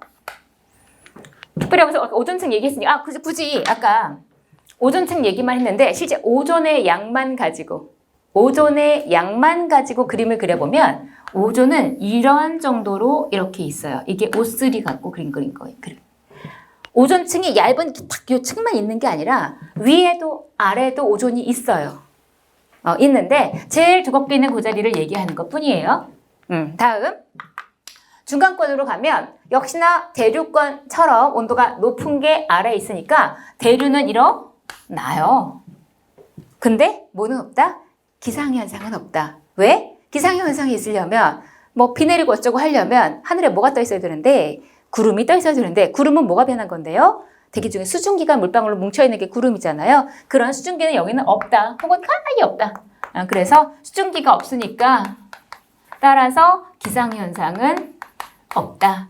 만 아시면 되고 그래프에 정확한 숫자까지는 필요 없는데요. 온도가 가장 낮은 자리가 중간권 계면이에요. 영하 90도쯤 되거든요. 근데 꼭 90도였나 80도였나 이런 거 필요 없어요. 그냥 여러분은 대륙권, 성주권, 중간권 혈권이었어. 여기가 제일 낮은 자리였어. 라는 그 이미지만 있으면 돼요. 알겠죠? 그래서 혹시 뭐 이게 몇 도다라고 뭐 보긴 나와도 그냥 신경 쓰지 마세요. 나머지를 정확히 알면 돼요. 그죠? 제일 낮은 자리였다라는 이미지만 알고 계시고 다음에 열권은 굉장히 온도 차이가 심해요. 왜냐하면 공기가 듬성듬성 있기 때문에 그만큼 햇빛 딱 비치면 막 활발하게 운동해서 온도 확 올라갔다가 다시 햇빛 없어지면 샥 식어버렸다가 그래서 일교차가 제일 큰 자리가 열권이에요. 그리고 요 높이별 특징 요것도 시험에 아주 잘 요즘에 단골손님인데요. 여기 이번 시험에도 나왔었는데요. 대륙권 계면 약간 10 정도라고 했잖아요. 이거는 평균치고요. 적도는 대략 한 16 정도 돼요. 그건 한 8밖에 안 돼요. 8, 16, 8 이렇게 돼 있으면은 지구도 원래 이렇게 넓적하게 생겼는데 대륙권 계면의 높이도 이렇게 옆으로 불었다가 이렇게 돼 있네요.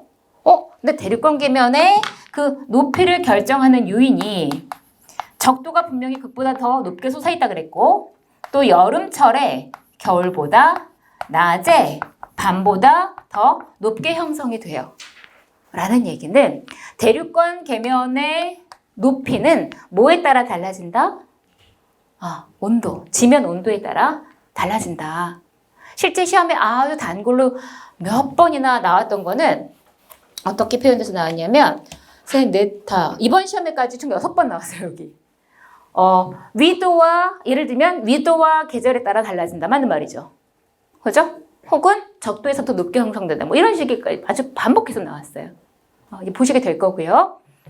중요하고 다음엔 다음은 성층권, 중간권 됐고, 이렇게 해서 기본적인 요 높이 스케일하고 각 측면 특징을 얘기했는데, 잠시 필기 노트에서는 13페이지 제일 아래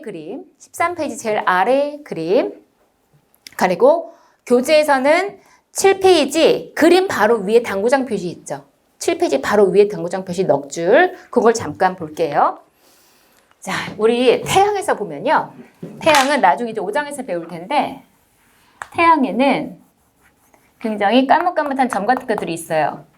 이제 흑점이라고 하면 나중에 배울 텐데, 이 흑점이 11년 주기로 많아진대요.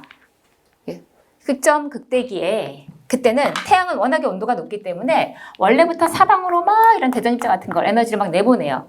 자, 그런데 원래부터 태양에서부터 그런 대전입자가 막 날라오는데 우리 여러분 사춘기 다 지냈잖아요. 사춘기에 막 보면 여드름 되게 많이 나는 친구들 있잖아요. 그죠? 그 여드름이 막 나는 이유는 뭔가 호르몬 작용이 막 활발하기 때문이죠. 라고 생각을 하시고 나중에 이 흑점이 뭐고 흑점이 많을 때 그 흑점 극대기에 어떤 일이 일어나는가는 5장에 가서 배울 거지만 흑점 극대기는 태양 활동이 활발할 때야. 여드름이 막 난 때야.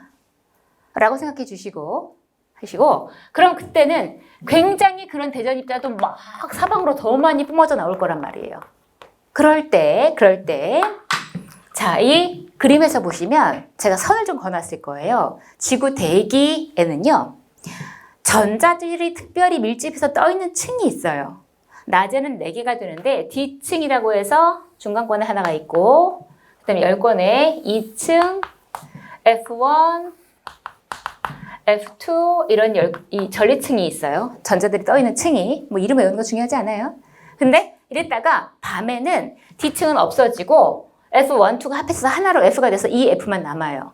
자, 근데 하여간 전자들이 떠있는 그런 층이 있다는데 근데 태양의 흑점이 많아지는 극대기에는 대전 입자가 막 쏟아져 들어온단 말이에요. 그러면 대전 입자고 전자들이 잔뜩 떠있고 뭔가 영향을 미치겠죠. 그죠? 그래서 태양 흑점 극대기에 요 주로 전리층이 주로 10권 자리에 있기 때문에 그래서 10권 얘기하면서 같이 어떤 변화가 생기는가 잠깐 말씀드리려고요. 그래서 보면 첫 번째 그때 이렇게 되는 시기에는 지구에서는 어떤 일이 일어나느냐 4가지를 적어놨는데 첫 번째 자 여기 전리층 일단 여기부터 먼저 할게요. 전리층이 교란됩니다. 이런 대전입자가 막 너무 많이 들어오니까 전자들이 떠있는 층이 생기는 높이가 변하거나 뭐 두께가 두꺼워지거나 뭐 흔들리거나 이런 식으로 뭔가 변화가 생겨요. 전리층 교란이 되고요. 또 이 전리층이 어떤 역할을 하냐면 제가 만약에 A 지역에 살아요. 여기 만약에 전리층 2층이에요. 그러면 각 전리층마다 자기들이 제가 어떤 전파를 썼어요. 잘 반사시키는 그 전파의 파장 범위가 달라요. 그래서 제가 X지역에 무선 통신할 때 이런 거 쓰거든요. 그런데 얘가 만약에 높이가 막 이렇게 변했었어요. 만약 2-로. 그러면 쏘면은 그 지역에 연락 안 가겠죠. 그죠? 이러니까 이렇게 해서 무선 통신이 두절돼요. 무선 통신 두절 현상을 다른 말로 델린저 현상이라고 해요. 이런 식의 일들이 생겨요. 이런 피해가 생기네요. 또 우리 여러분 다 아시지만 지구가 있으면 지구에 이렇게 자기력선 이따 배울 텐데 자기력선이 이런 식으로 돼 있단 말이에요. 이렇게 돼 있는데 이때 대전입자가 막 몰려오면은 아무래도 마치 이 안에 자석이 들어있는 양쪽 그게 자기력이 제일 세단 말이죠. 그 전자기 물질들이 이쪽으로 몰려와요. 그래서 우리 왜 최근에 이번에 그 흑점 극대기에 해당해가지고 막 아마 보셨을 거예요. 대전입자가 많이 오는 때여서 오로라가 꽤나 고위도 지방, 완전 극지방 아니어도 꽤나 막 많이 관찰됐다고 막 보고 오신 분도 있던데 보니까 부러웠어요. 네, 그런데 그렇게 대전입자를 막 이렇게 몰려가는데 그렇게 이런 오로라가 극대기에는 방금 얘기했다시피 더 많이 관찰되겠죠. 오는 게 많으니까. 그래서 여기에 오로라가 유난히 더 많이 보인다. 그 밖에 첫 번째 있었던 자기 폭풍은 뭐냐면 대전입자들이 더 많이 쏟아져 들어오니까 지구에 이런 여기에 자기력선이 있고 여기에 이런 대전 물질들이 오니까 전자기 유도 현상에 의해서 지구 자기장에 좀 영향을 받아서 뭐 크기나 방향 이런 게 조금씩 변하게 되는 거 이런 걸 자기 폭풍이라 하는데 뭐 중요한 것까지는 아니고 뒤에 살짝 한번 더 나올 거예요. 이렇게 태양의 흑점 극대기에는 태양 활동이 활발할 때다라는 것만 아시면 뭔가 잔뜩 쏟아져 들어온다. 쏟아져 들어올 때 지구에서 이런 일이 일어나는구나. 근데 그게 특히나 여기가 머리와 전리층 같은 거랑 관련해서 얘기가 많이 나오고 전리층은 주로 열관 자리에 많다 보니까 그번에 말씀을 드린 거예요. 그죠? 그냥 그런 얘기들도 있구나라는 것만 간단하게 체크해 주시고 잠시 넘어가서 하나 체크를 하고요. 문제 하나 풀고 쉴게요. 자, 8페이지 보시면 전리층이라 나왔는데 전리층의 세 번째 점에 델린저 현상이라고 있죠. 뭐 중요한 것까지는 아니지만 줄만 그냥 거보기만 할게요. 무선통신 두절 현상인데 제가 아까 전에 이 무선통신 두절 현상, 델린저 현상 얘기하면서 이렇게 뭐 높이가 변한다 이렇게 예를 들었는데 사실은 정확하게 델린저 현상은요 이거예요. 여기 어떤 D층이 있어요. D층. 아까 전리층 중에 제일 낮에 있었던 거 D층. 이 D층은 원래대로면 이 무선통신할 때 내보낸 이 전파를 지가 먹어버려요. 흡수를 하는 층이에요. 그럼 난 이렇게 전달을 해야 되는데 지가 먹어버리면 그럼 전달이 안 되겠죠. 그래서 뭐 요즘에 뭐 늘 사시사철 잘 되지만은 낮에 D층이 있는 낮에보다는 밤에 무선 통신이 더 잘 된다 그래요. 방해하는 놈이 없어지니까. 얘가 뭐 다 흡수하는 건 아니니 일부 흡수하고 찌리리 가는 게 있긴 하겠죠. 근데 그 D층이 없어지면 방해하는 놈이 없으니까 더 잘 가겠죠. 얘가 그냥 찍 먹어버리면 갈 게 없을 거 아니에요. 그죠? 자, 그런데 전리층이 교란될 때 어떤 일이 주로 일어나냐면 D층이 두꺼워진대요. 제대로는. 두꺼워지면 확실히 많이 흡수해버리게 돼버리겠죠. 그죠? 방해하는 놈의 힘이 세졌어요.